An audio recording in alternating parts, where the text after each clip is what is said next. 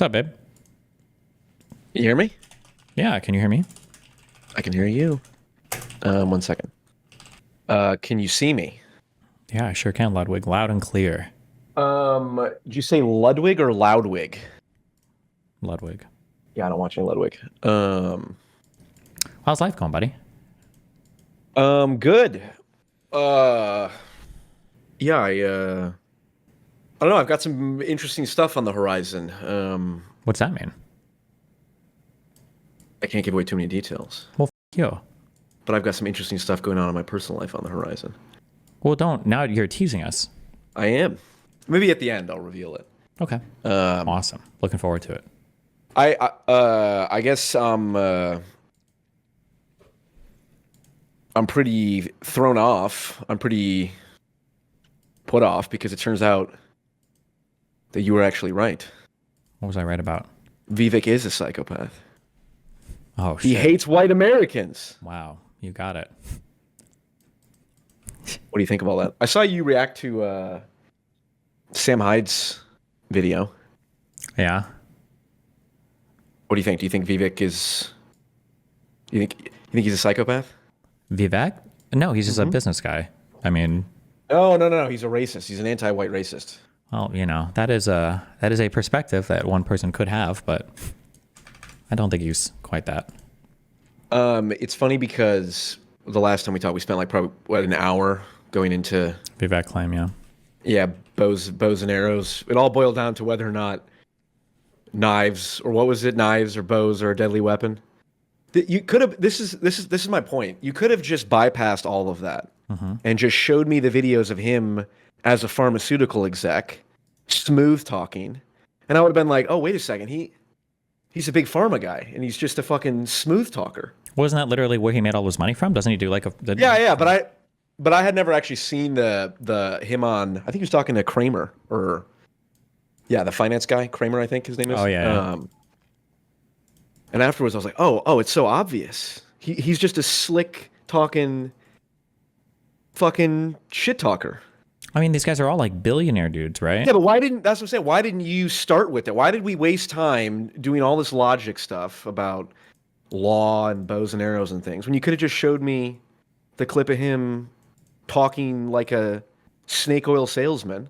Well, for the big pharma, because I'm anti-establishment, so because I don't know if my own values goal against was me. To convince you in that conversation. I don't even know how we got to the Vivek stuff, but that's fair. Okay, well, I still like. I think it's Vivek. It's Vivek like cake, I believe is the maybe might be is the right way to say it. I still, I mean, to be fair, the H-1B thing.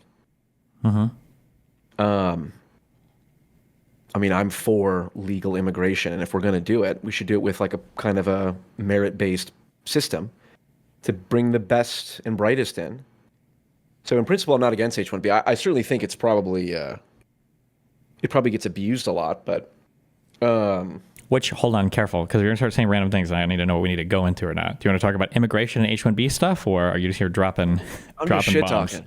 I'm just shit-talking. Right. Actually, I'm more interested in, like the Sam Hyde video that he put out. I think that was I would say it's a memetically significant video in that Sam Hyde has a big following. He probably rivals your influence to some degree. And you called him a Nazi a bunch of times. Yeah, I think neo-Nazi, yeah, but yeah. Maybe I can ask you this. Do you think that calling everyone you disagree with a Nazi reduces your ability to achieve the explicit or implicit goals you may have for advancing the political stability of our nation? Yeah, it's one of the reasons why I get really triggered when people on the left call everybody a Nazi, yeah. And you think Sam Hyde is a Nazi? Undoubtedly. There's no reasonable person can disagree. It just has to do with how familiar really? you are I with disagree. Concepts. That's because you either lack the backing, you're a Nazi and you don't want to reveal it, or you didn't. Right, yeah, yes. That's what you asked me the first time. Sure. I'm 100% confident though, but I've spent a lot of times like in these subcultures, and I know like all the dog whistles, I know all of the messaging, and it's like, and I know prior even to this video that Sam Hyde is essentially a neo-Nazi and professes a lot of basically those types of beliefs. So, but What do you mean Nazi? What does that mean to you? So I said neo-Nazi. I mean, like technically Nazi implies something more specific, I think. I think neo-Nazi is a bit broader, but usually I think your tenets of neo-Nazism is there's going to be some allegiance to some amorphous concept of whiteness in the United States. This is usually presented as like good European stock or European heritage or European ancestry, something like vague like that. Usually, and then there's usually some component of either the Jews or something Jewish adjacent controlling all of society, and that a lot of the social ills that we have today are the result of those two things interacting with each other. It's usually Jewish people who are trying to undermine our white European stock. So through things like immigration, the Jews are for immigration because they're trying to outbreed white people. It's why families and childbirth is like so important to a lot of these people.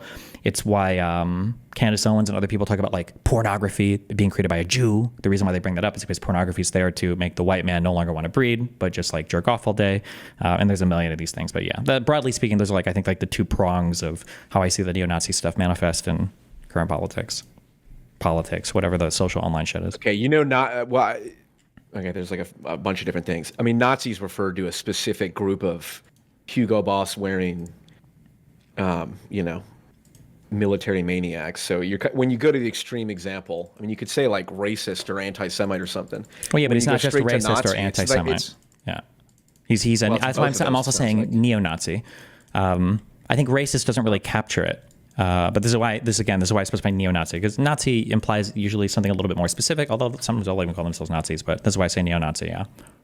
Okay, well, when I think of Nazi, I think of Adolf Hitler blitzkrieging through Poland. That's fine. That's why I'm not saying Nazi. I'm saying neo-Nazi. Okay, well. Yeah.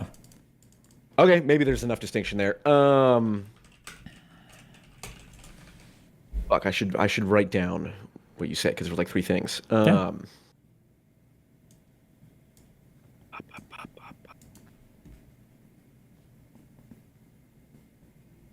Sam Hyde.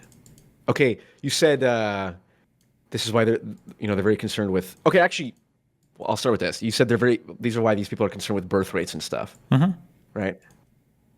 Are there other potential reasons why someone might care about birth rates? What do you think? What do you think my answer is to every question you're about to ask? Probably yes. Okay, and then your next question is going to be what? My next question would be, fuck, I just had it. Because we can just shortcut. I don't know, because that's like pointless 30 minutes of conversation, right?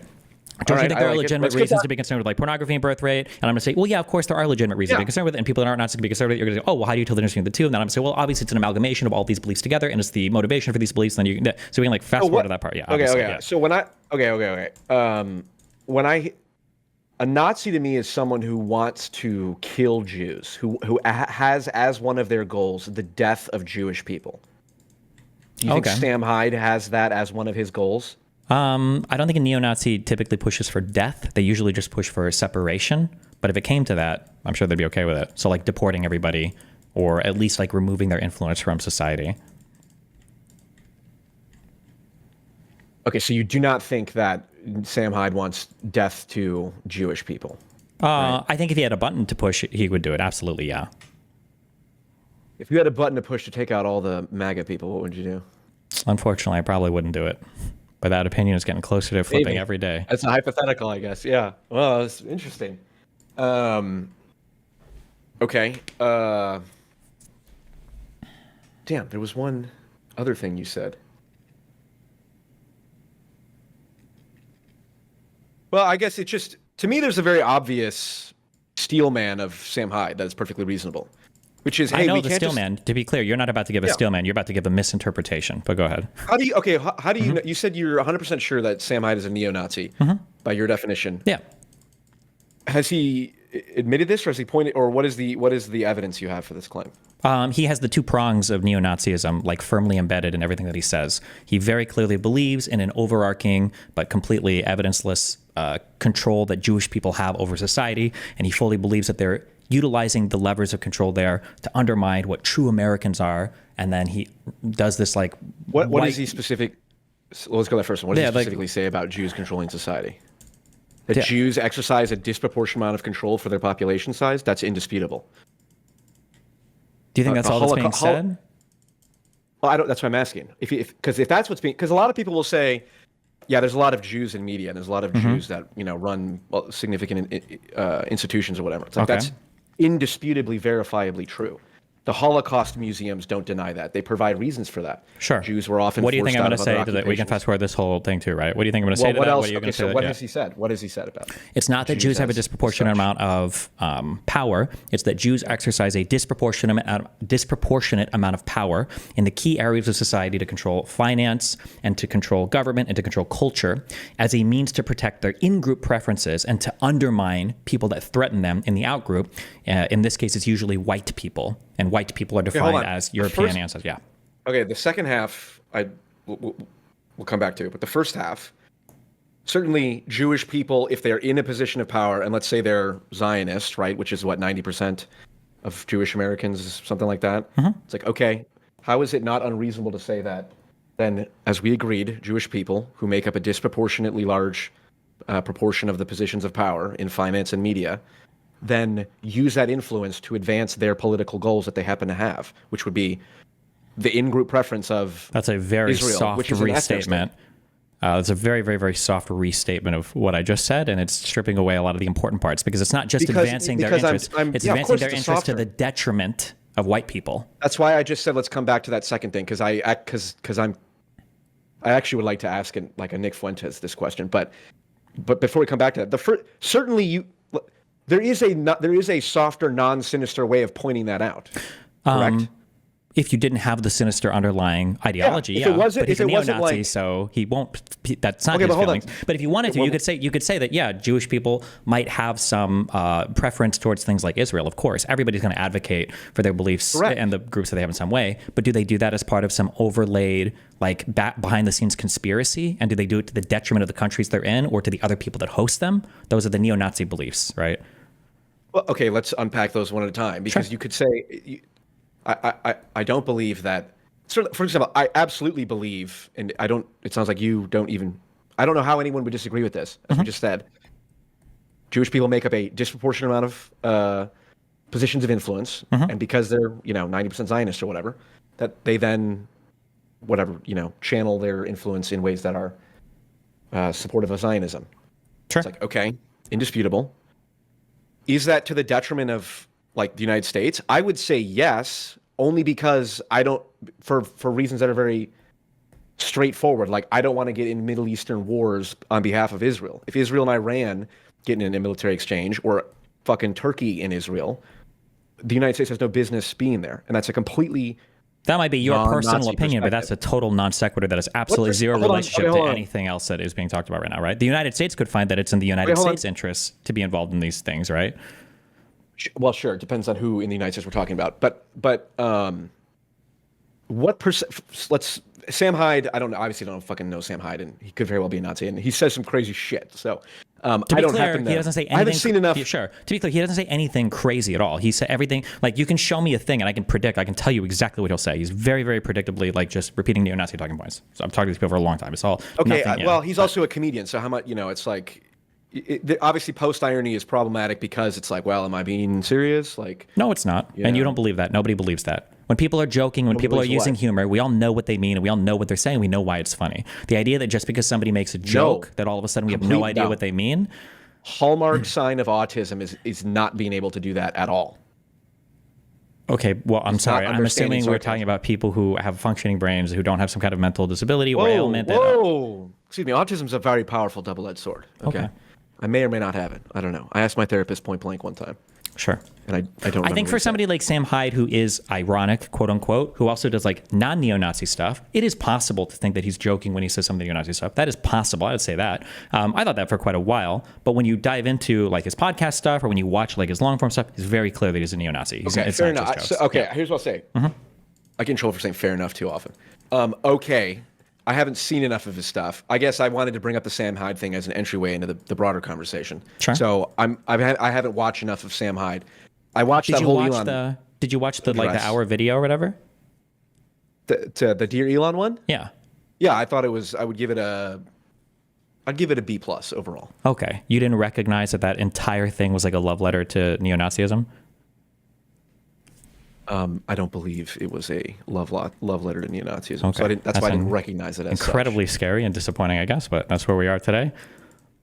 I don't think you could make something more blatant than that without like, it's just so, it's just so painfully obvious. Like we can watch sections of it if you want. We can go to any like 1 minute segment and just watch. It's painfully, we may have, that actually might not be bad. You say it's painfully obvious. Yes.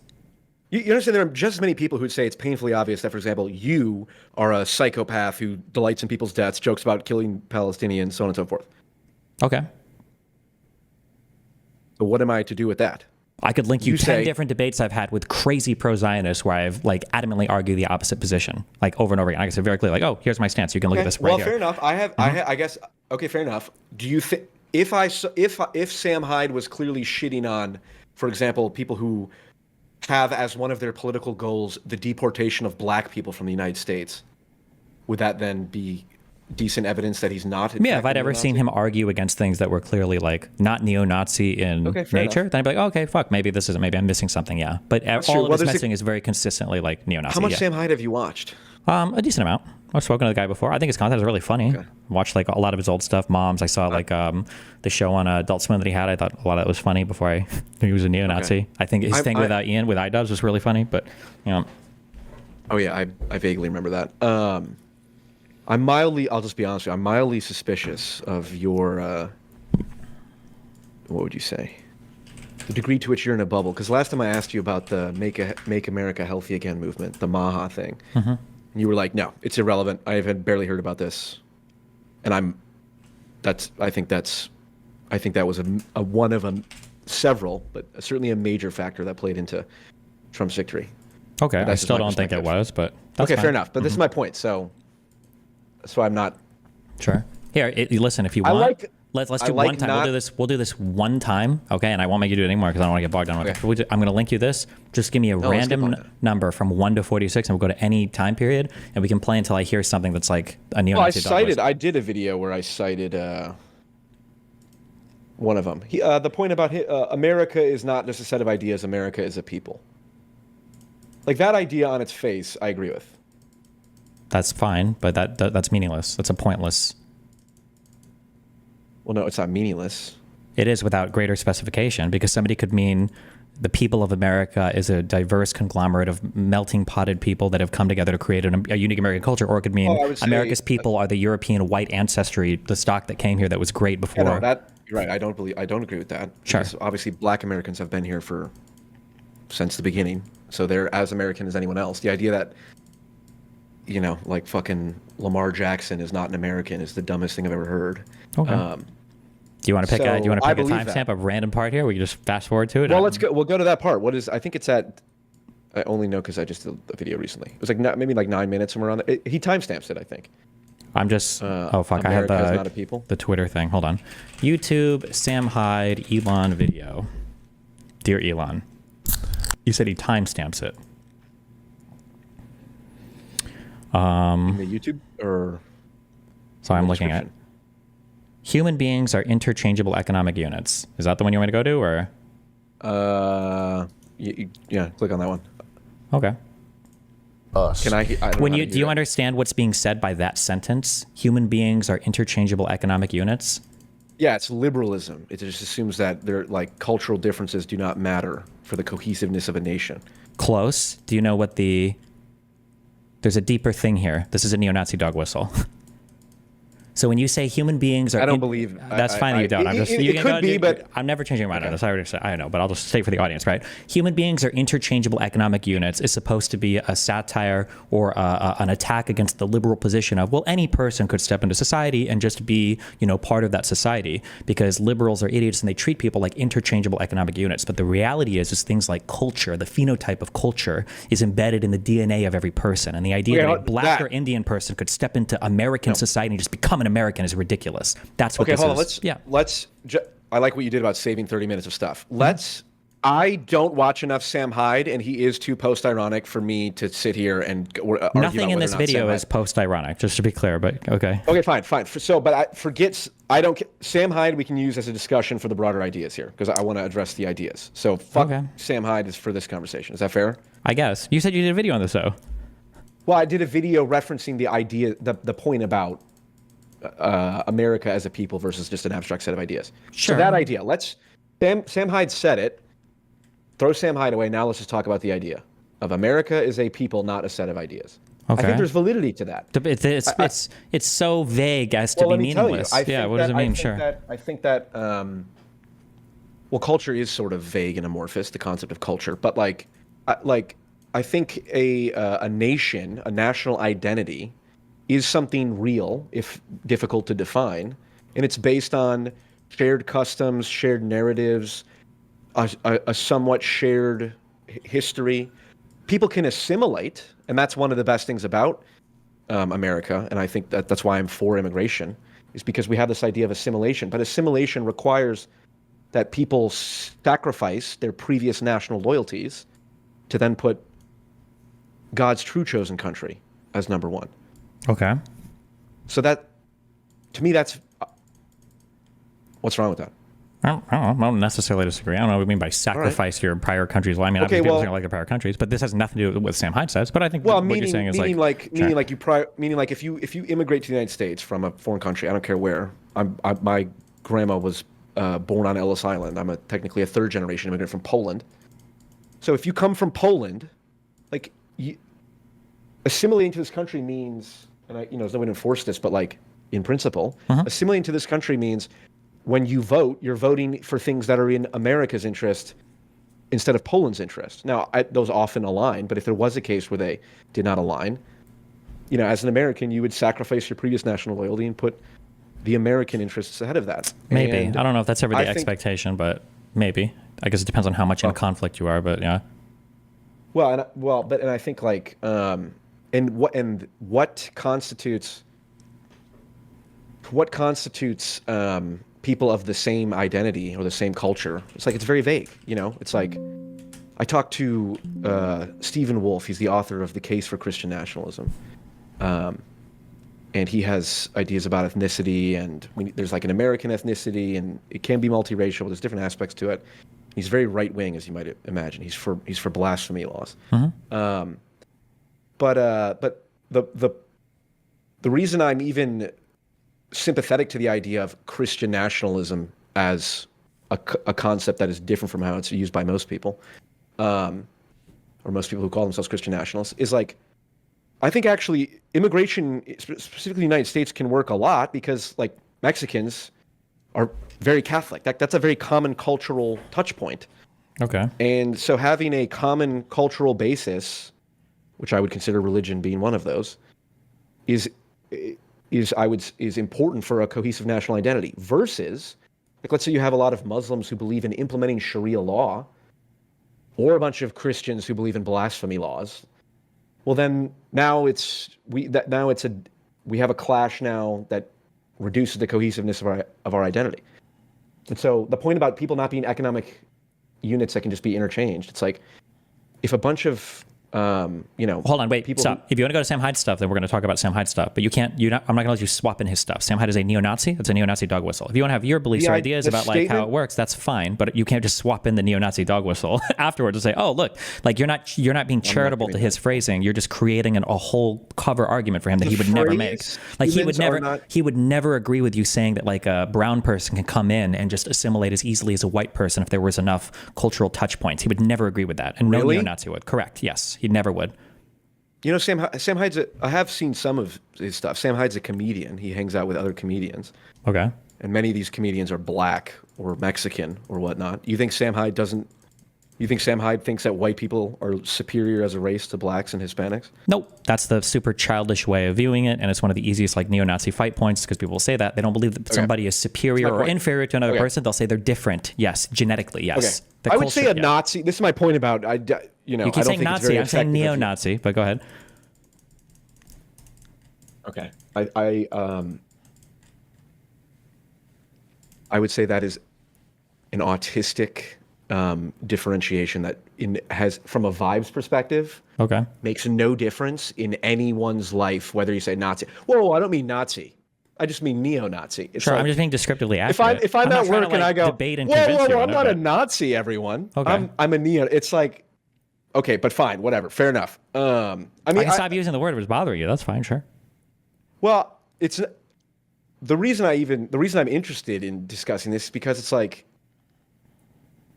I mean, I am genuinely curious as to how, because to me it's so obvious that the way that you talk about, like, what with neo-Nazi or whatever, or even conservatives or whatnot, it's like it's so not effective at getting what I think your goals are in terms of, I don't know, political stability or something broadly.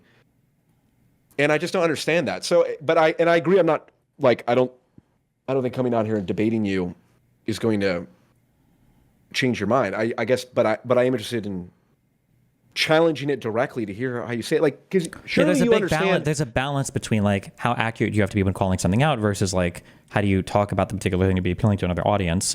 I say it's like people, place, and policy. Like, it depends on who you're talking to, where you're talking to them, and what you're talking about. Yeah. So like on my stream, obviously I'm going to address it a lot differently than if I was on their stream or somebody else's stream or talking to a different type of person. It just depends. Okay, that's fair. I said it again.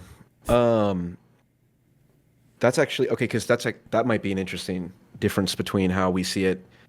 Because when like, for example, if I'm on your stream or if I'm doing my own video or whatever, I assume it's all on the same plane. I assume it has the capacity to reach the same audience. Okay. But it sounds like when you're on your stream, it's a lot different. I think if I like go to the Fresh and Fit studios, or if I go into a podcast with conservatives, then my demeanor there and how I interact and engage with it is going to be a lot different than on my stream for sure. Why do you? That doesn't seem like that's correct, because, for example, if you and Fresh and Fit are both on YouTube, and everyone who watches those videos in one click can then go watch a video on your stream. So why would you assume there's that much differentiation there where it would merit you speaking differently? Because let's say that there's a person, let's say they have 100 positions and I disagree with 100 of them, right? If I go onto their show, I'm not going to fight on every single position. The audience is going to fucking hate me there. I want to have a good time. I want to appear funny and personable to the audience. So I might pick like 5 or 6 things that I disagree on, and I'll kind of like meme off or joke about the other stuff. But if I go there and I just fight on every point, then I just seem salty and angry, and I won't do that. But on my stream, this is my little community. This is my area to have the messaging be exactly what I would want it to be without having to try to like cater to anybody else. I'm going to be very clear, I think, in how I feel about things, and try to be as accurate as possible describing things. There's a difference between accuracy and persuasion, I guess. If I'm on another platform, I'm trying to be more persuasive or amenable to the audience. On my stream, I'm probably going more for accuracy. Okay.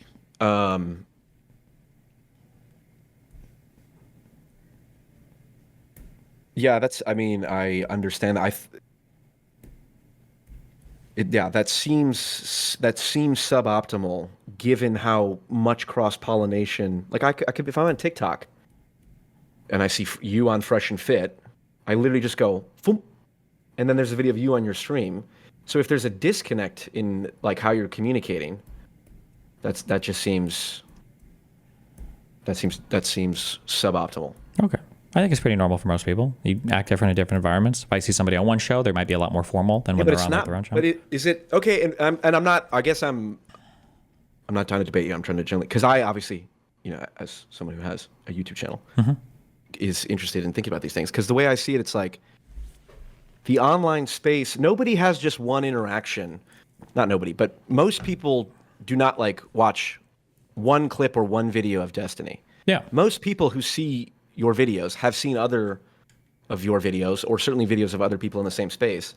So in my mind, it's all one giant hodgepodge. And you don't think there's a different feeling between watching me on a podcast with people who are significantly politically different than me versus watching me just on my stream or talking to people that agree with me? You don't think there's like a different vibe or different audience expectation when you watch those interactions?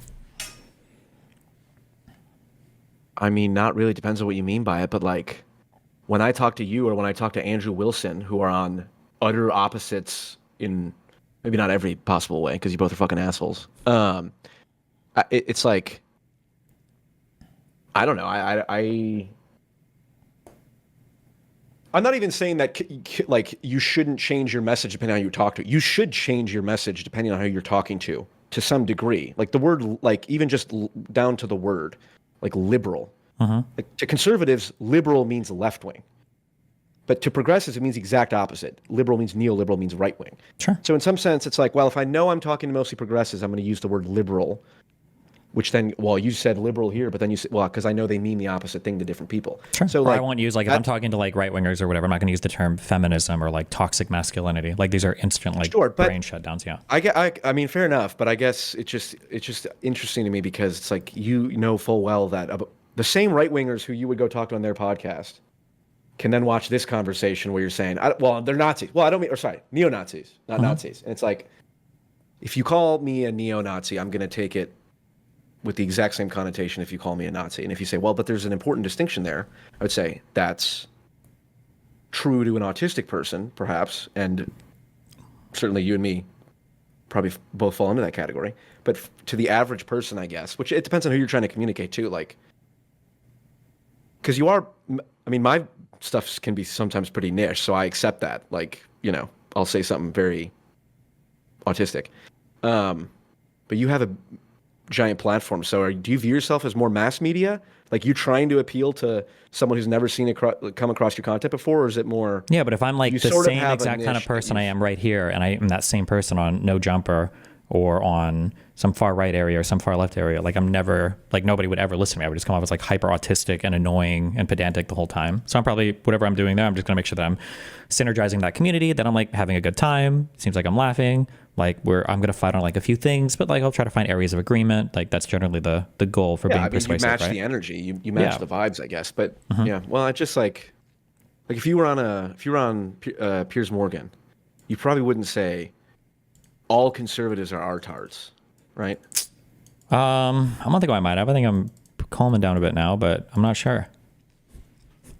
But in general, you're right. Yeah, prior to the election, sure. That's fair. I mean, yeah, I just genuinely don't know what to, like when you make, well, like when you talk. I mean, obviously you have your audience that follows you closely, but then there's the potential for there's a lot of people who have only seen maybe a few videos of yours, but they're not regular fans. So it's like, oh, damn, Destiny says all this reasonable stuff that I've come across. And then I go over to his other stream and he's calling people neo-Nazis that I don't think are neo-Nazis or whatever. And then that turns people off. But then you either watch me and you learn, but like my goal isn't to water my message down so much. And now it's also watered down on my main platform. Like I don't want a bunch of people following me who are in total ideological incongruence with what I believe, right? The goal is to bring them over to some extent, yeah. So you see me in another show, you think I say something reasonable, you come to watch my stream. Hopefully some stuff challenges you. It would have to because we're in different political camps. So yeah, and then whether you want to keep watching or not is up to you, I guess, yeah. Trying to think of an experience I had where I watched someone, liked them at first, and then watched more of their stuff and disliked them. But I can't really, nothing comes to mind immediately. I know the opposite one. Actually, Jordan Peterson, the first interview I saw of Jordan Peterson, he's a fucking curmudgeon grump. This is, like a year before the Kathy Newman interview. I was like, this guy's pointless. And then I watched the Kathy Newman interview and I was like, oh, he's competent, ostensibly. So okay, well, that's fair. I don't want to, we don't have to get, I better understand sort of how you're seeing things. So I won't argue about semantics. But okay, on the ideas themselves, though. The statement. Well, we started with the Jews, but we'll go to the interchangeable economic units. People are not interchangeable economic widgets is an idea that I agree with. Okay. It's a pointless statement. It's not profound. It doesn't express anything. You have to define all the terms, but we shouldn't just let people who have the ability to work into our country. That's not the only criteria by which we should let people into the United States and give them citizenship. Okay. Everybody agrees with that. I'm being a little bit pedantic, but obviously we check for things like criminal background, make sure you're not like having a communicable disease or whatever. Obviously, I assume we agree on that. Okay, well, do you think that you should have to be able to speak English to be an American? I don't think I've been be ultra fluent or just enough to pass the test or whatever. I mean, enough. I would say enough that if a police officer pulled you over, you could communicate with him. I'm like, That's sort of like a safety vaguely, thing at I'm that like point. 50-50 on it right now. Like I go back and forth. I could be persuaded either way. I feel like language is like fairly important. At the very least to be able to communicate with people. Maybe not be like ultra super, like not be a poet, but I feel like language is kind of important. But I feel like people in the U.S. we don't have an official language in the U.S., but people seem to do well, and it seems like it's been going fine without it being an official language. So I don't know. Okay. Maybe it doesn't matter Well, to change that. Yeah. Okay, so if someone put forward a law that says in order to be, or if we're going to reform our immigration law, that you have to be able to speak not fluent but basic English, that's a reasonable thing to propose, right? Maybe I don't know. I would have to see a lot. Like, what are the motivations for the law? What are you trying to curb? Well, yeah. Okay.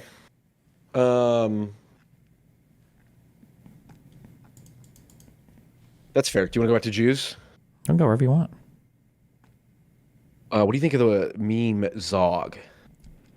What is that? Is that Zionist opposition government or something? Or Zionist occupied government? Zionist. Oh, you don't know? Fuck, I've overestimated how popular. I think that's a Zionist occupied government, right? Zionist occupied government. Yeah. What about it? That's the idea that the Jews control the U.S. government, right?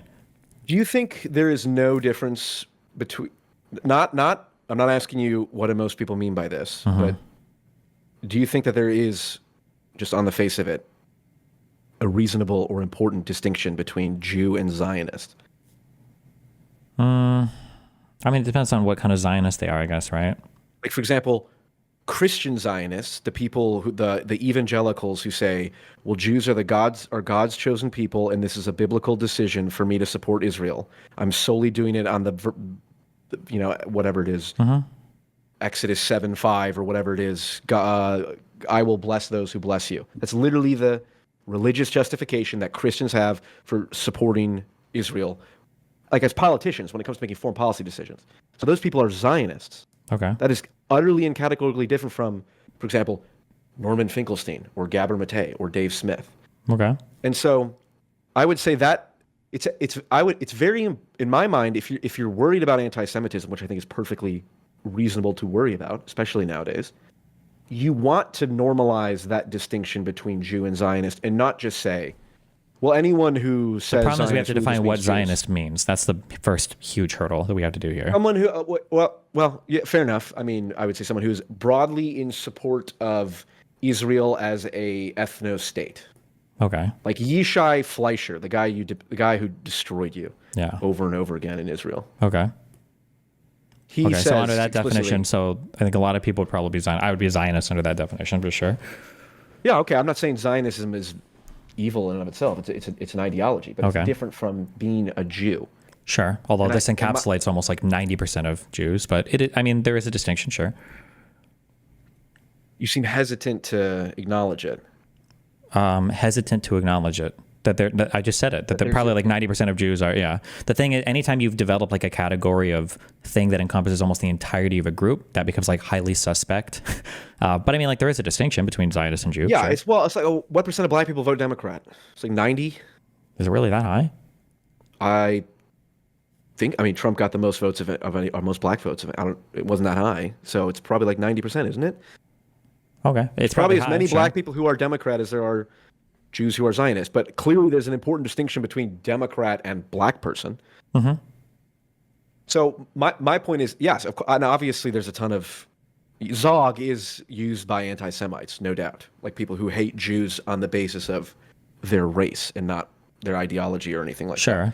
Sure. Zog is almost exclusively like an anti-Semitic term, though. Well, no, I don't think so. I have never in my life heard somebody who's not anti. Oh, dude, I talk about Zog all the time. Okay, you're just using Nazi dog whistles without realizing it then. But I've never heard like a real life person use Zog and not just be a Nazi. Like I use Zog when I'm like memeing as like a Nazi. Like that's like a well, you know how Sam Hyde he dog whistles. He says things that sound like they're not anti-Semitic, but really he is anti-Semitic. Okay. Do the reverse. Say things that sound anti-Semitic, but you're really not anti-Semitic. Okay, sure. But I mean, like, it sounds anti-Semitic, but because I think Zog is literally, I think that's like a term that people just like invented to imply that Jews basically control the U.S. government, right? I'm going to do a video on Zog, the most dangerous meme in the world. I mean, like, there's 100 different ways you can go with it, but first off, my broader ideology is, I think the best way to oppose really anyone. The best way to oppose anyone who you disagree with on any ideological or moral grounds is to rob them of their best talking points. And Zog is a meme. First off, I see Zog popping up in more than one space. It's not just Nick Fuentes type people. And by the way, 2 years ago, anyone who would have, for example, even brought up the USS Liberty, I'd be like, dude, that's what the USS Liberty, Nazi talking point. It is. No, it's not. Okay. Have you seen Jocko Willink talk to the USS Liberty survivors? Do you know who Jocko Willink is? Yep. The big bald guy? I do. Is he a Nazi? No, but it's a neo-Nazi talking point. Almost exclusively. That doesn't mean anything. So them. when you say X is a talking point, that is an utterly meaningless statement. It's not meaningless. The reason why it's not meaningless is because if neo-Nazis are able to, on the backs of people like you or Jocko Will, I don't know if that Jocko guy is a neo-Nazi. I haven't watched enough of his content. He might be. But when people are able to make these like dog whistles and they were able to get them pervasive in society, and all of them have shoddy factual foundation at best, which anything relating to the USS Liberty is almost completely fabricated by the likes of Candace Owens or the weird survivor groups or whatever Jocko dipshit, because every ex-special forces person is apparently fucking insane in the United States. Then what you do is when a neo-Nazi is making a stronger argument, you can go like, oh, well, that's true. The USS Liberty stuff is true. And the Zog stuff is true. And the amount of Jewish people that are Zionists is true and is true and is true. And then eventually you've got like, oh shit, maybe neo-Nazis weren't completely wrong. Maybe Chamberlain or Churchill or whatever, maybe he was the bad guy in World War II. And, maybe the Nazi party wasn't actually as bad as everybody said. Like this is like the point, is normalizing this stuff. Yeah. You think that you're robbing them of their talking points when in reality, they're just using you to spread their talking points. No. That's a danger. But you have no way of knowing who's winning that. Well, right now it seems very obvious that the far right, like quasi-Nazi people, seem to be winning that. What seems obvious to you is not what is necessarily reality. Okay. I guess the mirror image is with communists. It's like late stage capitalism, you're against wealth inequality. You know who else was against wealth inequality? Joseph Stalin. Therefore, people who talk about wealth inequality, that's a communist talking point. Like, okay, pointless, who cares? Doesn't matter. Well, but it could be the case that communists are using the talking point of wealth inequality to further communist goals. It's like, okay, could be. Or it could be the case that wealth inequality is a valid concern. It can be a valid concern, but you have to be aware of it. But you need to be aware of it. You need to contextualize. You need to understand what's happening when you talk about it. And I would say Israel's influence over the degree that Israel has influence over U.S. foreign policy is a concern, and it's a valid concern. In what regards? Like where? In the regard of, why are my tax dollars going to fund a government that does not do anything to stop the subtler movement, which is the single most antagonizing action that is occurring in the Middle East. So I don't know if it could be stopped. I don't know necessarily if that's the single most antagonizing action in the Middle East. Israel historically has been a really important ally geopolitically and geostrategically to the United States. So that's probably why we support them, right? Yeah. Israel, to the degree, here's my simple political position on Israel. So long as the Israeli government allows Jewish settlers to settle land, they are at odds with the interests of the United States, because the settling of land is, forget the illegality of it, whatever, it's the single most obvious thing that prevents the normalization of relationships between Israel and its neighbors. So the fact that Israel is just letting it happen and we just continue to send them aid, we don't condition it on anything. I think Obama tried doing it 10, a decade or two ago. It's like, didn't happen. And so I am upset at the degree to which all of my politicians, especially a good chunk of them who literally just vote to give Israel aid solely because they cite a Bible verse that told them to, because there's 30 million Christian evangelical Zionists, giving a country aid that is engaging in the most obviously stupid fucking act, which is settling land that isn't theirs, that pisses off all of their neighbors, which prevents normalization and prevents stability and peace in Israel. Sure. I mean, it's not good. That's why I use agree the with term. it. That's fine. That's why I use the term Zog. Okay, that's the worst connection ever. But I mean, like I disagree. Israel, the settling stuff is really bad. I agree. But I mean, we can't exert 100% control over people that we are aligned with, for better or for worse. They're not entitled to any of my tax dollars. I'm not asking us to exert 100%. No one says they're entitled to your tace dollars, but that's why the United States supports them. We also support people like Egypt as well. Okay, fuck that. Okay, that's fine. We can just stop supporting everybody. That's great if you want to have like a 4-year-old's view of foreign policy. But unfortunately, what is we have to work with countries and we don't always agree with them 100%. But yeah, what? No. I'm very specific. Here's this is what Donald Trump should do. Day one, calls up Bibi. Says, Bibi, not a single. You have 30 days to remove every single settler from the West Bank, from Gaza. You can arrest all these people who are trying to resettle Gush Katif and all this shit. You have 30 days, or we're turning off all of the code in your F-16s, and we're stopping any shipments being sent. Sure, but then there's a chance that Israel says, okay, well, we're not going to be your friend anymore. And they say, fuck you. And then they... Okay, and then what happens? Then we have no more influence that we can exert over Israel. Okay, and then what happens? Israel would look for other partners either in the region, so maybe they would look more favorably upon people like Iran, or they would maybe look internationally to people like China Say that again? or Russia. Who? Israel would look favorably upon who? Maybe they would try to work with Iran or something. I don't know. Iran, the nation that says death to Israel. Sure. Repeatedly. Okay. Actually, well then maybe... You understand, just real quick, you're laughing because you just are totally ignorant of all the history, right? No, I didn't misspoke. I didn't misspeak. You just don't know any of the history. That's fine. So Israel had wars of extinction against it multiple times by every single surrounding Arab state, right? Nasser, who was trying to build the equivalent of like the new Ottoman Empire, okay, a lot of his reputation was literally staked out on the destruction of all of Israel prior to the Six-Day War, prior to Yom Kippur under Sadat. Like Egypt, their bulwark against like the West was literally trying to destroy Israel as a country. And Egypt was the very first country that Israel signed peace with. And then they made peace with Jordan, who have a majority of their citizens as Palestinians. And then they are on warm relations with people like Saudi Arabia. It sounds impossible to you, but it's not. People will place like geostrategic interests very, very high up. And if they think there's an interest to be pursued there, then they will aggressively pursue it. So you're saying if we cut off aid to Israel entirely, Israel could then start to align themselves more with Iran? Potentially. I don't know what would happen 100%, but potentially. What a wonderful thing. What could bring more peace to the Middle East than that? Why would that bring peace to the Middle East? Why does Iran hate America and Israel? For a complicated confluence of reasons, probably related to economics, probably related to oil and energy markets, probably related a bit to history, probably related a bit to religion. Yeah. Okay. So let's say Israel aligns itself with Iran. Is Israel and Iran now going to go after America? No, they're going to go after Saudi Arabia, and they're going to go after Jordan, and they're going to go after all the Gulf states. They're going to go after the UAE and Oman, and they're going to shore up everything in Yemen. They're like, do you think they're all just going to be peaceful? Wait. You think that if the U.S. left Israel, do you think everybody in the region all of a sudden loves each other? No, of course not. Okay. Tell me. No. And again, I'm tying it to this very specific thing, and this is my point. Because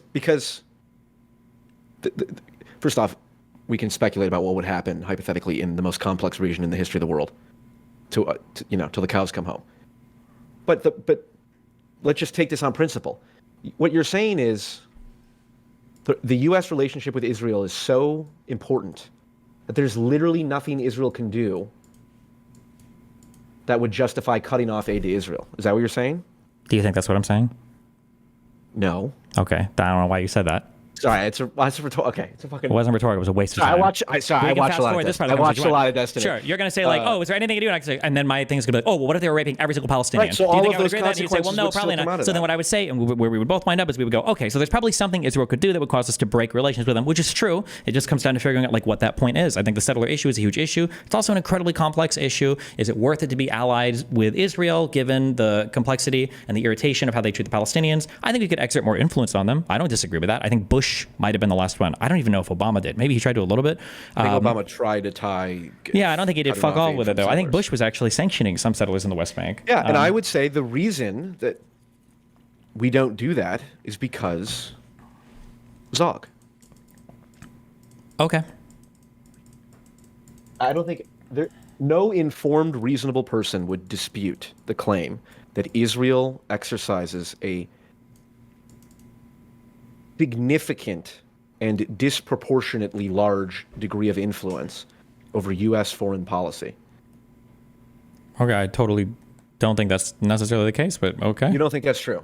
Not really, no. But one of the okay, well, yeah, fair enough. I mean, God, like Israel represents the region. It's a problem. But I mean, like we also have huge interests with Saudi Arabia. The fact that Israel and Saudi Arabia are now working together is something that we really like. It represents a strong interest to us in opposition to people like Assad, who is now gone, to Iran. Sure. Yeah, that's an opposition with Russia and Iran, or I'm sorry, with Russia and China. This idea that it's just Israel controlling us is not true. It's the United States saw Israel as a partner. It's not just Israel, but because 30 million Christian Zionists are not Israel.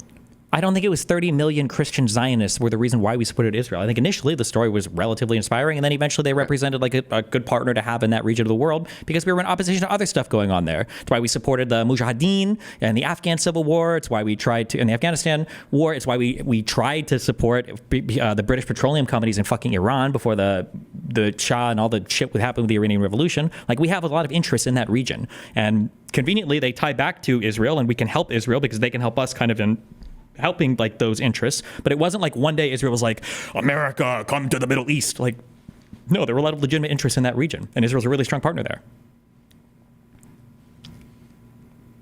Do you acknowledge that we had a lot of interest in that region? Okay, thank you. Okay, sure, yeah. Okay, the gotcha. Suez Canal being a significant one. Yep.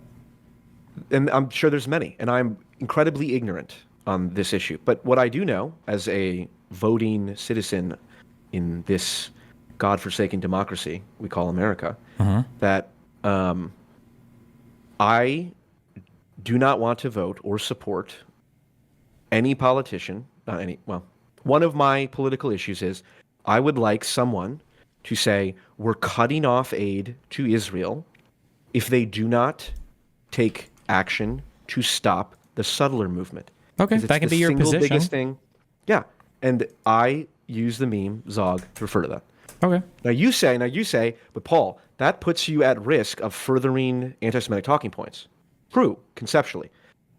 I would say, talk about late-stage capitalism, which is also a great meme that I use, puts me at risk of furthering communist talking points.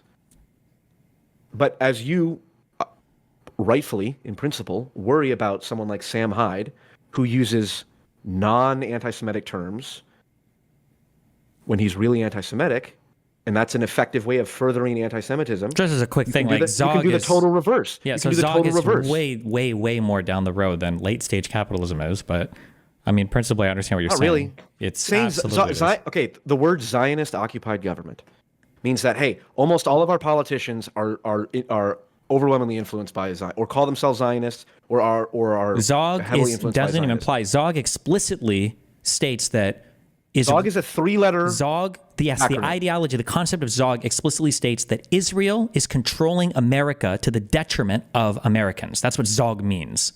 I believe that Israel is influencing U.S. foreign policy in a way that is against American interests. Then, and you just said Zog, the ideology behind it means this. It's like, I'm aware that anti-Semites use that. That's what I just said. I'm going to co-opt their memes, because Zog is, unfortunately, for better or worse, a good meme just from a purely mimetic perspective in terms of how easy it is to transmiss across people. I have friends who are very left-wing, some of the most progressive people, who obviously, well, this is the other thing too. It's like it's not just like a right or left thing anymore, which is part of the problem. Of course, yeah. So the sentiment against Israel is only going to grow over time. Probably, yeah. Whether or not you and I use the term Zog. I agree. So we have two options. Either we use just pure rational argumentation and say, well, hold on, we can agree that Israel may exercise an unhealthy amount of influence. You know, the number one donor to Donald Trump giving him $100 million, Miriam Adelson, and then coming into his office every other week, according to him, saying all this shit about, well, now I need the Golan Heights. It's like, okay, that's a problem. We can agree that's a problem. If Russia had the degree of influence, or any other country had or Saudi Arabia. To be clear, Russia has far more influence in this country than Israel does, but go ahead.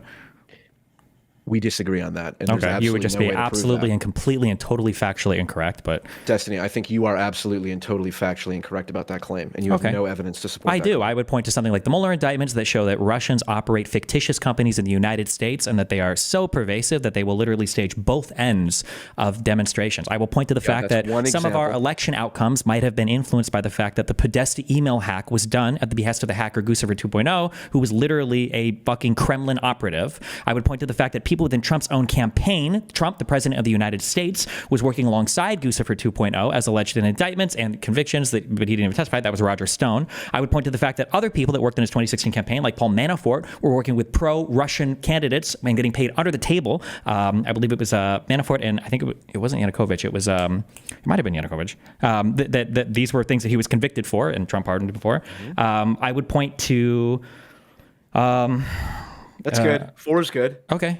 Yeah. Now do the same thing with Israel. Go do the exact same. List off all the facts. Steel manning why Israel might exercise a disproportionate control over Israel. I mean, like I could still man it, but I have no interest in doing that, especially when we're like in neo-Nazi talking grounds. But the reality is Israel's PR campaign fucking sucks. Israel is a really shit job. They do a really shit job at communicating their mission to the rest of the world. I think that the United States is in an awkward spot, or at least the Biden administration was, where they probably want to pull the reins back a little bit more. But the reality is a lot of Americans, older Americans, support Israel. Now, if that's because of the Jewish brainwashing or whatever, that's fine. But the reality is a lot of older Americans definitely like strongly support Israel. So your hands are kind of tied there. But other than that, I mean, like a lot of them are evangelical Christian Zionists. Okay.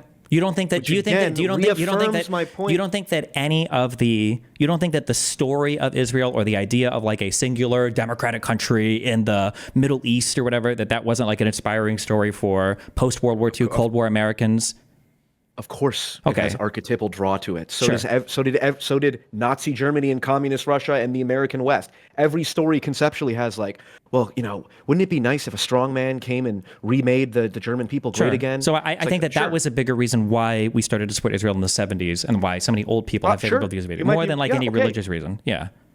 I don't even. Well, I would say those. Well, no, I would say the religious reason is underpinning all of that, or most of it. Okay. I think the Cold War was about democracy versus communism. Israel was a sole democratic state in the Middle East. Inspiring story. We ended up supporting them. Interesting. I think a lot of Republicans were against communism because it was atheist, and they viewed America as the Christian West. I'd That have was to go back and review part the of it, talking points at the time. but I don't think it was just a religious fair war. enough. Okay. Okay, fair enough.